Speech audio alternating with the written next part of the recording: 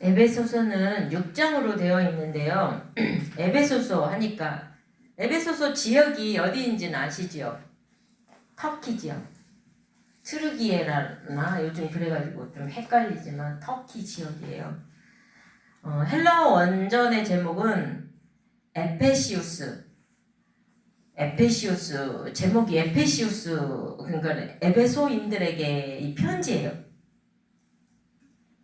편지로 지금 에베소 지역에 있는 교인들에게 편지로 사도 바울이 기록을 했고, 이 에베소서하고 빌립보서, 골레소서, 빌레몬서는 언제 기록했냐? 로마 감옥에 갇혀 있을 때 가택 연금 상태라고 했잖아요. 2년 정도. 이때 기록한 서신서, 옥중 서신서 중에 하나예요. 거의 비슷하게 기록을 했죠. 해람령으로 바울 서신은 거의 다 해람령으로 교회에 보내진 거거든요. 해람령이라고 하는 건 돌아가면서 읽고 또 그걸 베끼고, 그래서 자기들이 이제 그 교회마다 하나씩 베껴가지고 놓는 거예요. 그리고 또 다른 교회로 옮겨가고 또 베껴놓고 다른 교회로 옮겨가고, 또 오늘은 우리 집에서 베끼고 내일은 너네 집에서 베끼고 해가지고 해람령으로. 이 당시에는 인쇄술이 없었어요. 지금 얼마나 행복한 시대에 살고 풍부한 시대에 사는데 종이도 구하기도 힘들었어요. 거의 양피지에 기록했거든요. 양피지 여러분 하나 하려면 양을 잡아서 말려서 가죽을 어떻게 쪄가지고 뭐 하는 방법이 있나 봐요. 그렇게 했던 거거든요. 바울이 한 2차 끝자락에 잠깐 갔다가 브리스길라 아굴라에게 이제 아굴라는 거기 남아가지고 계속 있었나 봐요. 그랬다가 3차 전도 여행, 3차 사역하러 갔을 때 오랫동안 한 3년 정도 머물러 있었던 장소예요. 자, 에베소에는 그런데 문제가 이곳이 우상숭배가 굉장히 심하던 곳이거든요. 에베소에 가서 참 많은 고난도 많이 받았어요. 그리고 한 군데 있지 못하고 여기저기 옮겨다니면서 사역을 많이 했던 것 같아요. 자, 에베소는 소아시아 지방에 있는 도시인데요. 터키라고 했죠. 터키인데 항구 쪽에 붙어 있어요. 이렇게 끝자락 이렇게 에베소가 터키가 이렇게 동그랗게 나와 있잖아요. 그러니까 이곳에 있어. 에베소하고 반모섬하고 가까워요. 반모섬 하니까 누가 생각나요? 요한이 생각나죠. 요한. 그러니까 요한이 에베소에서 사역을 했어요. 요한도. 에베소에서 사역을 했고, 예수님의 어머니가 아마 마지막에 예수님이 가시면서 누구한테 어머니를 부탁했어요? 요한에게 부탁했잖아요. 그 요한이 아마 어머니를 데리고 에베소에 있지 않았나, 이제 이런 설도 있고, 마리아의 묘가 아마 거기 있지 않을까, 이런 설도 있어요. 있긴 있는데 이제 정확한 건 마리아의 묘가 발견되진 않았으니까 몰라요. 그런데 에베소에 있다가 에베소 건너편 날씨가 좀 보인대요. 반모섬에서 에베소가 보인답니다. 근데 그 반모섬으로 유배를 떠났지요. 로마 황제가 사도 요한을 몇 번씩 죽이려고 계속 했대요. 도미티안 황제가. 근데 사도 요한을 죽일 수가 없는 거예요. 그래서 반모섬으로 귀향을 보낸 거죠. 에베소는 우리가 이제 역사적으로 알고 있는 니디아 왕이, 크로이소스라는 왕이 있거든요. 니디아 왕 크로이소스. 여러분 중간사 하면서 조금 기억나지요? 우리 목사님이요, 중간사에는 굉장히 역사를 좋아하셔가지고 중간사를 잘했어요. 옛날에 니디아 왕 크로이소스에게 일자로 있다가 고레스에게 넘어갔다가 헬라로 넘어가서 이제 로마까지 점령이 된 거예요. 근데 이 크로이소스는 헤로도토스라는 역사가의 책을 보니까 크로이소스는 알리아테스 2세의 아들로 태어나서 자기 동생과 결혼을 해요. 누가 땅이 주기 싫으니까. 이 아버지가 자기 동생하고 결혼을 시켜요. 그리고 또 동생 하나는 어디로 가냐? 메대로 가요. 메대로 가서 메대 왕하고 결혼을 해요. 메대 왕하고 결혼을 하니까 메대 왕이 누구냐? 고레스의 할아버지예요. 그래서 이 리디아하고 메대하고는 그런 관계로 인해서 서로 침범하지 않는 지역이에요. 그래서 메대가 잘 나갔어요. 이 메대가 지금의 페르시아까지 전부 이란, 지금의 이란 전부 다 잘 잡았어요. 메대가. 저 우위 쪽으로 바벨론으로 해가지고 다 잡을 때예요. 이때 이제 고레스가 점점점 부각하기 시작할 때였거든요. 고레스가 점점 부각해서 어디를 점령하죠? 바벨론을 점령해요. 맨 먼저는 메대를 점령해요. 메대를 점령해서 메대 자기 할아버지 땅을 다 가져버려요. 그러다 보니까 이게 땅이 커지니까 어디로 가냐면 바벨론으로 오고 그리고 시리아로 오고 이제 시리아로 와서 어디로 와요? 터키로 오고 그럼 이 왕하고 크로이소스하고 부딪힐 수밖에 없잖아요. 근데 이 크로이소스는 자기가 절대 점령당할 것이라는 걸 1도 생각하지 않았대요. 왜냐? 금이 많아요. 이 지역이. 부자예요. 그리고 굉장히 나이가 많아요. 노련해요. 고레스는 아직 젊어요. 그러니까 내가 전쟁을 하더라도 더 잘해 하고서 자기가 또 부자니까 막대한 돈을 가지고 있었어요. 근데 이때 그리스의 시인이자 정치가인 솔론이 뭐라고 하냐면 너 돈 자랑하지 마. 지금 너 행복할 것 같아? 근데 그 돈이 너를 행복하게 해주지 않고 너를 지켜주지 않아. 그러니까 이 크로이소스가 굉장히 기분이 확 나빴대요. 기분 나쁜 상태에서 막 이제 사냥을 가다가 사냥하는데 막 얼마나 기분이 좋았겠어. 그 소리 들었는데. 근데 막 그래도 나는 부자야. 그리고 누가 나를 넘볼 수 있어? 막 자신만만하다가 화를 쐈는데 그게 자기 아들을 쏜 거예요. 자기 아들을 쏴 죽였어요. 자기가. 그 후에 이제 고레스가 계속 점점점 쳐들어오는데 저쪽에서 사람들이 그렇게 얘기해요. 아, 지금 고레스라는 애송이가 전쟁을 시작해서 점점점 나라를 지금 차지하고 있는데 당신 전쟁도 잘하고 나이도 먹고 또 돈도 많으니 저 고레스를 좀 쳐달라고 하니까 신탁을 받아요. 신탁을 받는데 나가라고 애써줘요. 가면 이길 거라고. 당신이 노련하니까 이길 거라고. 그런데 나가서 졌어요. 그러니까 이 크리스토스가 도망가지 않아요. 다 부하들이 도망가는데 자기는 도망가지 않아요. 왜 도망가지 않았냐면 어이가 없거든요. 저 애송이한테 내 나라가 지다니. 그러면서 어이가 없어서 이렇게 가니까 고레스는 이 사람을 현자라고 생각했기 때문에 죽이려고 하지 않아요. 그래서 우리나라에 조금 도움을 좀 달라. 이제 나는 애송이다. 이제 막 시작을 했다 나라를. 그래 좀 도움 달라 하니까 이 크로이소스가 싫다고 그래요. 그래 당신이 예스하면 항복하면 내가 당신 살려줄게. 근데 싫다고 해요. 너무 어이가 없으니까 그냥 자기 죽여달라고 해요. 그래서 할 수 없이 장작에다가 이때는 화형식이었거든요. 다 이 사형이 장작에다가 불을 붙여서 이 사람을 죽이려고 탁 하는 순간 불이 막 붙는데 하늘에서 비가 떨어져서 이 사람을 살려요. 그래서 하나님 이 사람을 쓰시는 거예요. 우리가 생각할 때는 고레스가 막 지혜로워가지고 그 모든 사람들을 다 돌려보낸 것 같잖아요. 그러니까 아수르의 정책은 섞는 정책이라고 했잖아요. 바벨론의 정책은 뭐였어요? 머리들을 잡아가는 정책. 머리 좋은 사람들, 부자들을, 귀족들을 잡아가서 자기 나라를 부자되게 하는 정책.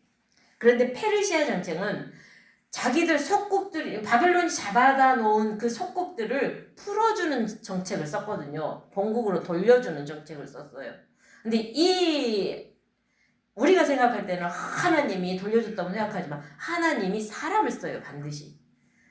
이 당시에 다니엘도 살아있었어요. 다니엘도 살아있어서 다니엘도 이야기를 했지만 특히 이 크로이소스가 지혜자라고 했잖아요. 이 사람한테 고레스가 묻고 싶었어요. 크로이소스님 우리들에게 조언을 좀 해달라고. 이 나라를 전쟁 없이 이기고 싶습니다. 그러니까 뭐라고 하냐면 바벨론에서 잡아왔던 모든 우상들을 가지고 자기 본국으로 다 그 귀족들을 돌려보내라고 해요. 그러니까 유다 사람들만 돌아온 게 아니고 바벨론이 잡아갔던 모든 사람들이 다 우상을 가지고 오는데 유대인들은 우상이 없잖아요. 그러니까 뭘 가지고 갔어요? 그 당시 바벨론이? 그릇 기물들을 가지고 왔잖아요. 그래서 그 기물들을 가지고 들어오면서 수룹바벨에게 고레스가 칙령을 줘요. 왜냐하면 이 지역은 이미 이제 바벨론 지역이었다가 이제 페르시아 지역으로 넘어갔잖아요. 그러니까 여기도 유다 사람들이 돌아와도 이 지역은 이미 페르시아 사람들이 장악하고 있었던 거예요. 그러니까 성전을 짓고 싶어도 못 져요. 그래서 칙령을 써줘요. 물건들도 다 대줄 테니 돌아가서 성전을 지으라고 해요. 그래서 수룹바벨이 돌아와서 성전을 지지대를 놓고 짓는데 방해가 심해요. 누가? 사마리아 사람들이. 사마리아 사람들이 방해가 심하니까 어떻게 해요? 에스라 때 우리 다 했지요. 이 사람들이 방해가 심하니까 멈춰요. 이때 누가 등장하냐? 학개가 등장해요. 그리고 나서 스가랴가 등장하고 그래 다시 페르시아에 이야기를 하죠. 페르시아에 우리 고레스 칙령에 의해서 이걸 짓고 있는데 사마리아 사람들이 방해를 한다. 도와달라. 그래서 고레스 칙령을 찾아달라 하니까는 고레스 칙령을 찾지요. 고레스 칙령을 다리오 왕 때 찾아가지고 다시 성전 짓는데 이제 끝까지 지을 수 있었죠. 그런 이야기들이 여기에 이제 역사 이야기들이 들어있는 지금 신약이지만 이미 이 에베소라는 지역이 그런 지역이에요. 그래서 이 에베소 안에는 당시에 신전 창기들이 굉장히 많았고 고린도에도 많았지만 이곳에도 굉장히 많았대요. 고린도나 뭐 이곳이나 다 비슷비슷한 곳이거든요. 바닷가잖아요. 바닷가에는 이 사람들이 바다에 신이 있는 줄 알았어요.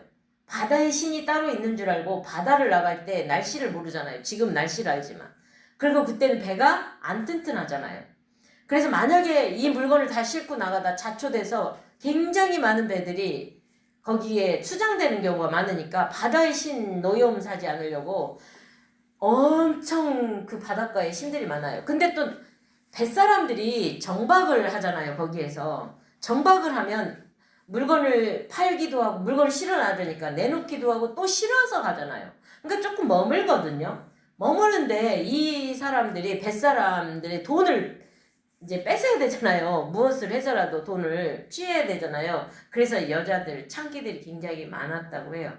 굉장히 힘든 지역이면서 우상숭배도 많았고, 그러니까 가난한 지역일수록 또 사창가 지역일수록 뭐가 많냐면 신하는 데가 많아요. 참 신기하죠. 그러니까 지난번에 조건장이 그랬잖아요. 유촌동 쪽으로가 옛날에 사창가였잖아요. 거기에 깃발이 많이 꽂혀 있거든요. 가난한 지역, 아파트에 깃발 꽂혀진 많이 흔하지 않잖아요. 그러니까 귀신이 더러운 걸 좋아해요. 귀신이라는 뜻은요, 더럽다 뜻이에요. 그래서 더러운 곳을 찾아가는 거거든요. 그러니까 이것도 늘 술 먹고 방탕하고 하다 보니 거기도 우상숭배가 굉장히 많았던 에베소 지역인 거예요. 에베소는 굉장히 우리가 많이 알고 있죠.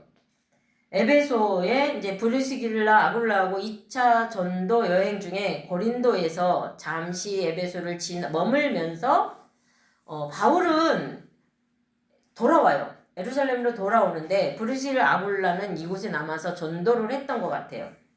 이때 아볼로가 에베소에 와서 이 부부에게 예수님의 부활에 대해서 공부를 하죠. 근데 나중에 이제 후에 바울이 에베소에 와서 3년 정도 목회를 하지요. 자, 옥중서신으로 교회를 설립한 목적, 에베소는 옥중서신이죠. 그 교회를 설립한 목적과 그리스도의 유기체로서 교회 본질에 관한 교리를 다루고 있어서 굉장히 조금 깊어요. 하나님의 계획을 바로 알지 못하는 교회는 바르게 세울 수 없어요, 사실은. 그러니까 이 당시에는 이방인이잖아, 이방인이기 때문에 구약에 대해서도 모르고 예수에 대해서 그냥 아는 거예요. 제가 어릴 때 나의 신앙을 보면 아무것도 몰라요. 성경을 몰라. 성경을 모르는데 교회는 열심히 다녀요. 여러분, 모르면 모를수록 교회를 열심히 다녀요. 하나님을 알면 알수록 차분해져요. 모르니까 자꾸만 막 거기 가서 매달리고 싶거든요. 모르니까 이분한테 막 소리 질러가지고 어떻게 해서라도 막 나를 상달시키고 싶거든요. 모르니까. 근데 알면 알수록 진리가 너희를 자유케 하리라는 무슨 말이냐? 말씀이 내 안에 들어오면 그분과 누리고 싶어지거든요. 근데 진리가 내 안에 없으니까 자꾸만 허하니까 제가 그랬던 것 같아요. 제가 그러다가 말씀이 들어가니까 채워지니까 허한 게 없어지니까 차분해져요. 골로새서는 어떤 책이냐면 에바브로 디도가 배워가지고 가서 바울에게 배워서 고향에 가서 세운 교회고요. 빌립보서는 에바브라는 골로새를 세웠고 빌립보서는 에바브로 디도 집사에 의해서 세워지죠. 왜냐하면 사도 바울이 로마에 있을 때 로마에 이제 물질을 가지고 와가지고 사도 바울을 돕지요. 근데 오던 길에 아마 병에 걸렸나 봐요. 죽을 병에 걸렸나 봐요. 거의 죽기 일보 직전인데 그때 이제 안 가고 바로 가야 되는데 못 가고 거기에 사도 바울 굉장히 오랜 시간 머물러 있다가 이 편지를 써서 에바브로가 이제 디도가 나왔어요. 나와서 편지를 써서 가지고 간 것 같고 빌레몬서는 오네시모라는 종이 로마로 아마 빌레몬의 돈을 가지고 도망쳤나 봐요. 그래갖고 로마에 있다가 바울을 만난 거예요. 그래서 복음을 듣게 돼서 빌레몬이 교회를 하고 있었거든요. 그래서 그 빌레몬에게 오네시모하고 두기고하고 이렇게 가가지고 편지를 전달하는 과정이 이제 그려지는 게 빌레몬서예요. 자, 1장을 보면 하나님의 뜻으로 말미암아 그리스도 예수의 사도된 바울은 에베소에 있는 성도들과 그리스도 안에 예수 안에 있는 신실한 자들에게 편지하노라. 사도, 나는 항상 사도라는 말을 쓴다고 했죠. 왜요? 사도를 인정을 못 받으니까. 12사도가 아니었잖아요. 그러니까 12사도 왜 사도로 자기는 사도라고 계속해요. 계속 사도성이 부인당하니까 계속 사도라는 말을 앞에다가 집어넣죠. 여러분 하나님의 뜻, 우리는 입으로는 하나님의 뜻을 말을 많이 하지만 실제로 하나님의 뜻하고 나의 뜻하고는 늘 어때요? 충돌하죠. 나는 자유롭고 싶어. 그냥 살고 싶어. 편하게 살고 싶어. 그런데 하나님의 뜻은 그게 아니거든요. 나는 뭔가 우리는 그런 거예요. 길이 막 쫙쫙쫙 열려요. 그럼 하나님 뜻인 줄 알아. 아니거든요. 아닐 때도 있거든요. 그때는요 두드려야 돼요. 하나님 앞에. 하나님 이게 맞는 거예요? 길이 아무리 잘 열려도요. 하나님 앞에 잠시 내가 멈춰야 돼요. 주님 이게 하나님이 원하시는 뜻인가요? 기도하고 멈춰야 되거든요. 근데 우리는요 길이 열리면 하나님이 내가 기도했으니까. 하나님은요 우림은 그렇게 많이 안 나와요. 길이 막 착착착 열리는 거는요 많이 안 나와요. 거의 둔빔이에요. 근데 우리는 우림을 굉장히 많이 기대하죠. 근데 내가 지금까지 살아보면서 기도하는데 하나님이요 둔빔을 거의 90%는 둔빔을 주는 것 같아요. 우림은요 10%인 것 같아요. 그래 그 기다림이 굉장히 우리들에게 힘이 들어요. 그러니까 성도님들이 무슨 사건을 놓고 이제 무슨 일이 해결돼야지만이 되는 거거든요. 그러니까 그때 하나님의 뜻을 물으면서 기도할 때 이 사람이 금방 망할 것 같아 막. 그러니까 내가 막 조마조마해. 나 믿음 없다고 했잖아요. 그러니까 조마조마하다니까. 믿음 없어서. 그래서 아버지 어떡해요 막 기도하잖아요. 그리고 우리 목사님하고 날마다 아침에 눈 뜨면 아이고 어떡하면 좋냐고. 둘 다 믿음 없다니까요. 아는데 믿음이 없어요. 아유 기도를 자꾸 하다가 보면 아유 어떡하냐고 맨날 영미고사님 때문에 우리는 어떡해 뭐 어떡한다고 내가 해결해 줄 수 있는 게 아니잖아요. 그러니까 하나님의 뜻을 구하는데 지금은 둔빔이거든요. 뜻이 안 보여요. 근데 그렇다고 해서 하나님이 이 사람들을 싫어하나? 미워하나? 아니요. 분명히 무슨 뜻이 있고요. 우림이 막 쫙쫙쫙 나와요. 막 기도하는 대로 해결이 쫙쫙쫙 돼요. 반드시 내가 기도하면서 우림이 나와도요, 하나님 앞에 다시 물어야 돼요. 다시. 주님, 이 상황에 어떻게 해야 되나요? 이 상황에 어떻게 해야 되나요? 기도하면서 가야지. 둔빔이 나오는 걸 막 기도해요. 우림이 나오면 기도 안 해요. 신기하죠? 이건 당연히 하나님 뜻일 거야. 우림이 나와도 주님 이게 맞나요? 두드려야 돼. 말씀을 두드려야 돼. 말씀으로. 하나님의 뜻.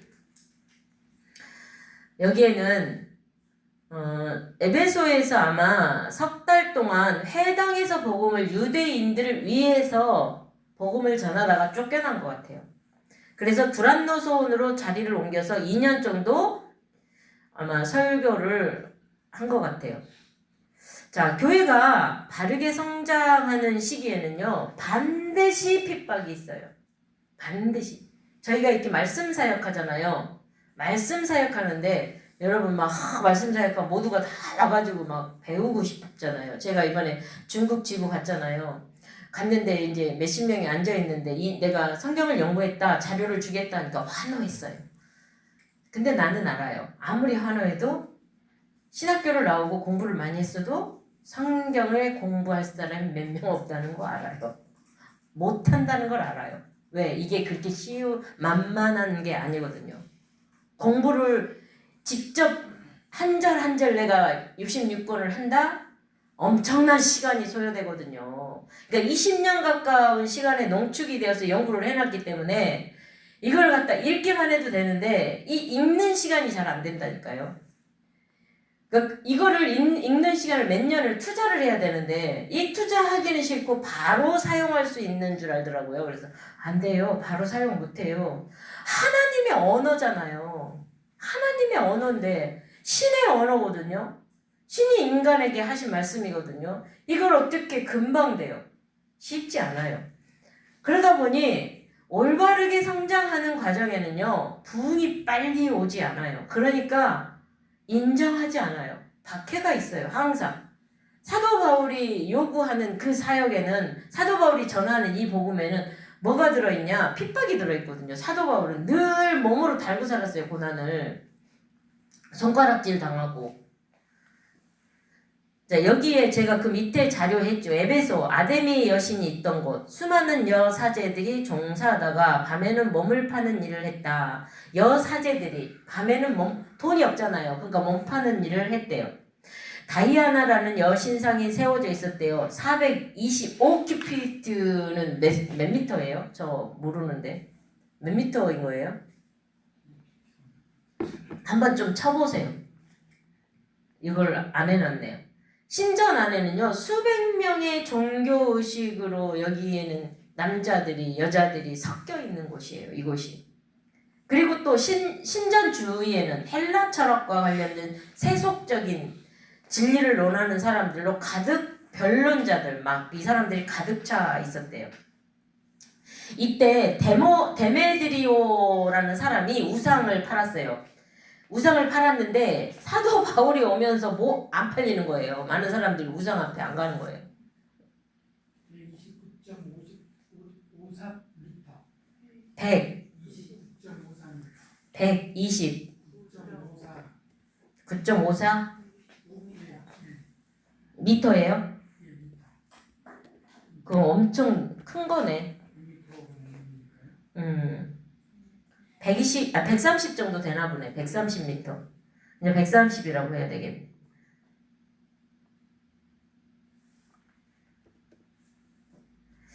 그러니까 우상장사들이 다 망한 거예요.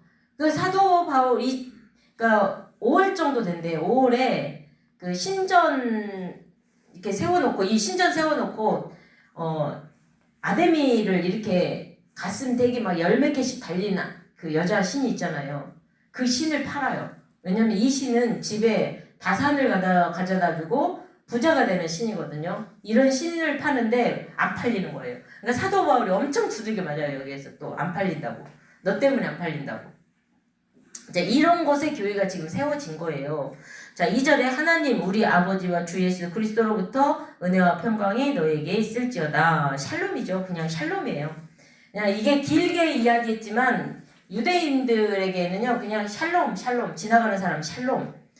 3절에 찬송하리로다 하나님 곧 우리 주 예수 그리스도의 아버지께서 그리스도 안에서 하늘에 속한 모든 신령한 복을 우리에게 주시되. 하늘에 속한 복.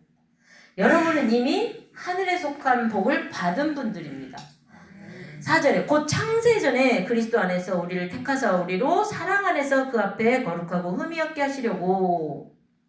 구원받은 자 이미 창세기 1장 1절하고 상관이 있는 거예요. 창세기 1장 1절에 하나님이 천지를 창조했대요. 그 천지 속에 그 티끌 속에 내가 들어있는 거예요.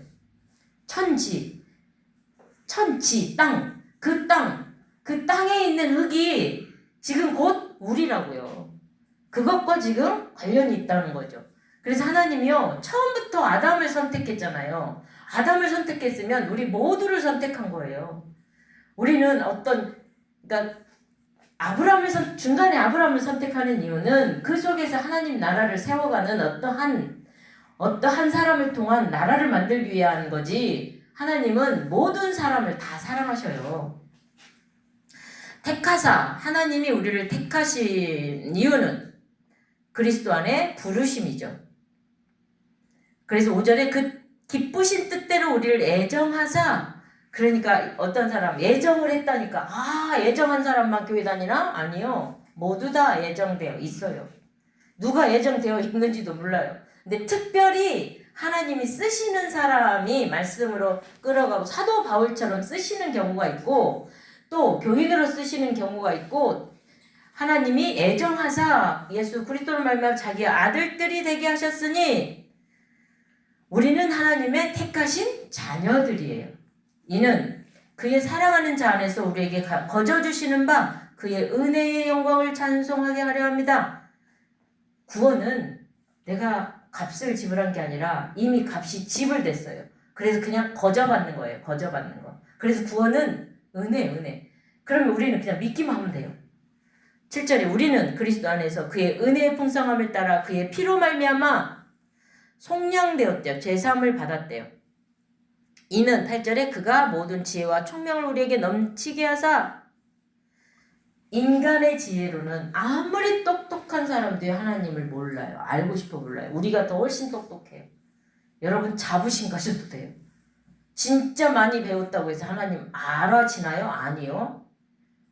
우리가 더 지혜로운 사람들이에요. 왜? 하나님 믿으니까.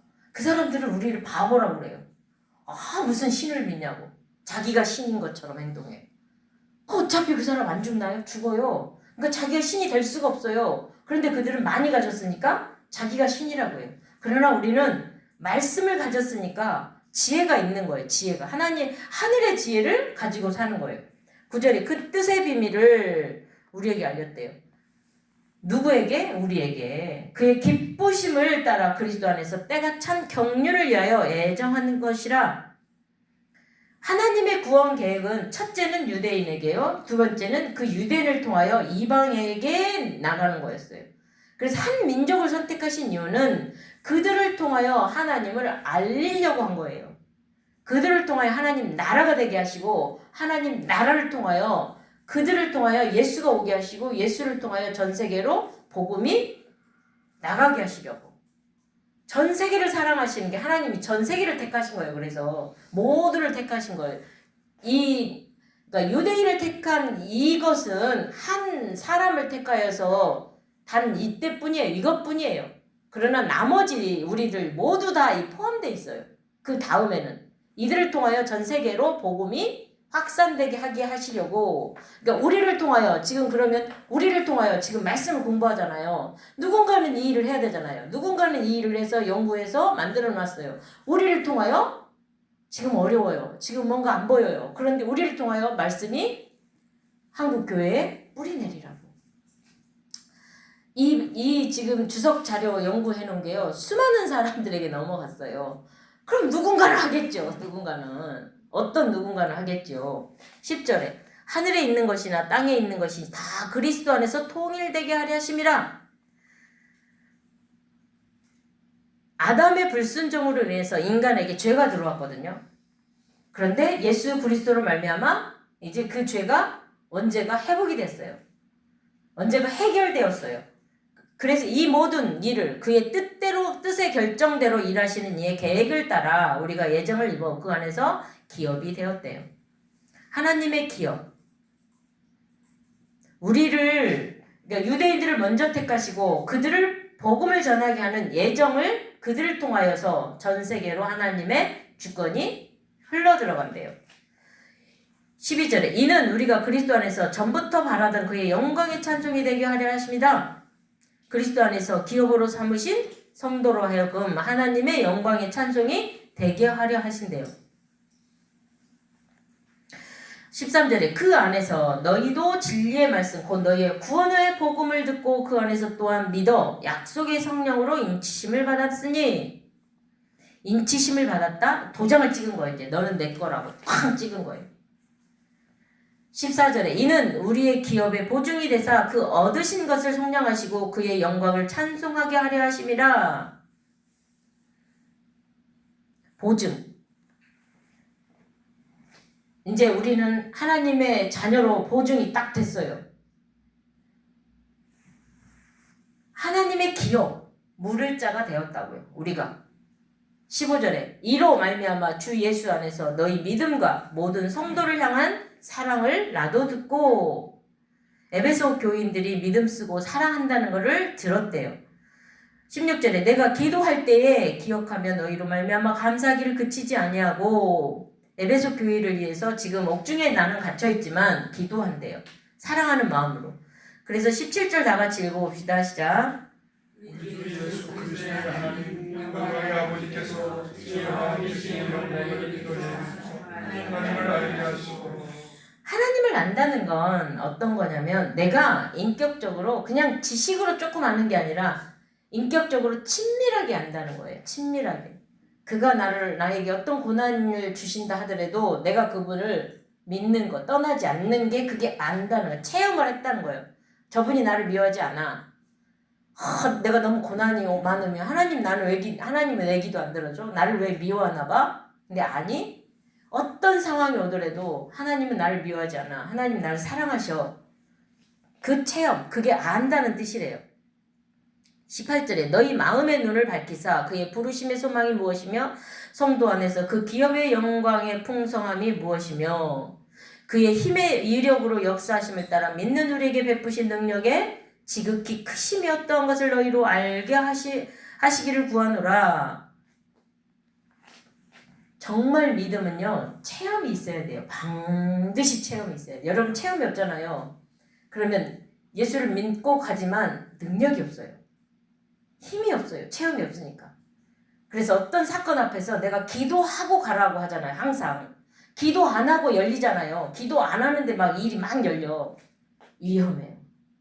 기도하고 열리는 것은 하나님이 알려줘요. 내가 기도를 했는데도 길이 안 열려. 그때 멈추면 돼요. 기도했는데 열렸어요. 그럼 그 속에서 하나님 뜻을 발견해서 가면 돼요. 순종하고 가면 돼요.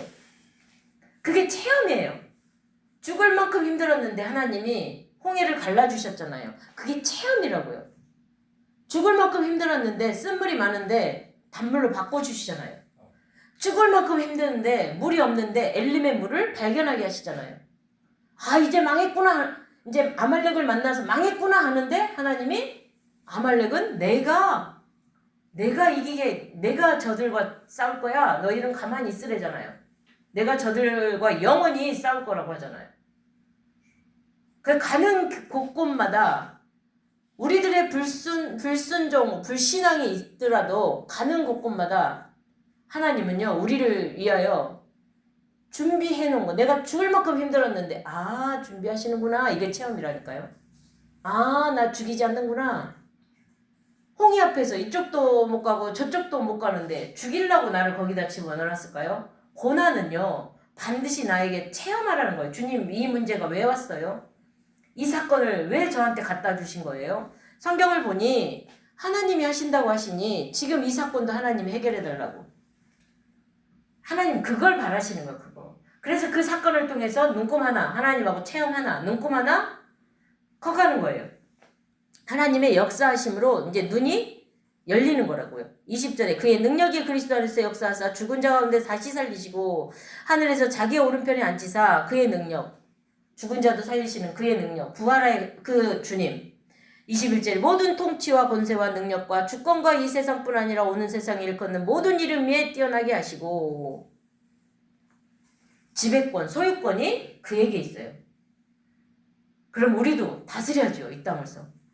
22절에 또 만물을 그 발 아래 복종하게 하시고 그를 만물 위에 교회의 머리로 삼으셨대요. 예수 그리스도를 머리로 삼으셨대요.